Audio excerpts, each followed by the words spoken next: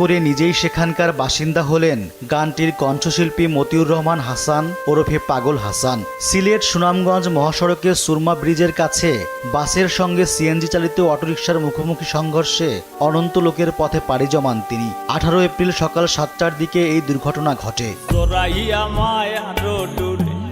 Police ও স্থানীয় সূত্রে জানা যায়, সকালে সুনামগঞ্জের দোয়ারাবাজার উপজেলা থেকে অটোরিকশা যোগে নিজ উপজেলা ছাতকে ফিরছিলেন পাগল হাসান সহ 5 জন। অটোরিকশাটি ছাতকের সুরমা ব্রিজ এলাকায় আসার পর গোবিন্দগঞ্জ থেকে দোয়ারাবাজারের উদ্দেশ্যে ছেড়ে আসা একটি বাসের সঙ্গে মুখোমুখি সংঘর্ষ হয়। এতে পাগল হাসান সহ অটোরিকশার 2 যাত্রী ঘটনাস্থলে নিহত হন। আহত হন অন্য 3 যাত্রী।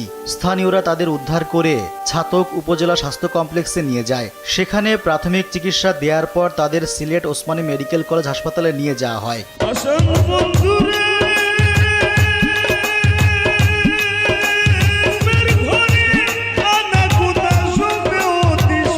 জানা গেছে, একটি গানের অনুষ্ঠান শেষে সুনামগঞ্জ ফিরছিলেন পাগল হাসান। পথিমধ্যে সড়ক দুর্ঘটনায় মৃত্যু হয় তার। এতে সঙ্গীতাঙ্গনে নেমে এসেছে শোকের ছায়া। সুরকার, গীতিকার ও কণ্ঠশিল্পী হিসেবে সঙ্গীতাঙ্গনে পরিচিত ছিলেন পাগল হাসান। শ্রোতাদের মধ্যেও ছিল জনপ্রিয়তা। তার লেখা গান আসিফ আকবর সহ দেশের অনেক জনপ্রিয় কণ্ঠশিল্পী গেয়েছেন। পাগল হাসানের একাধিক জনপ্রিয় গান রয়েছে।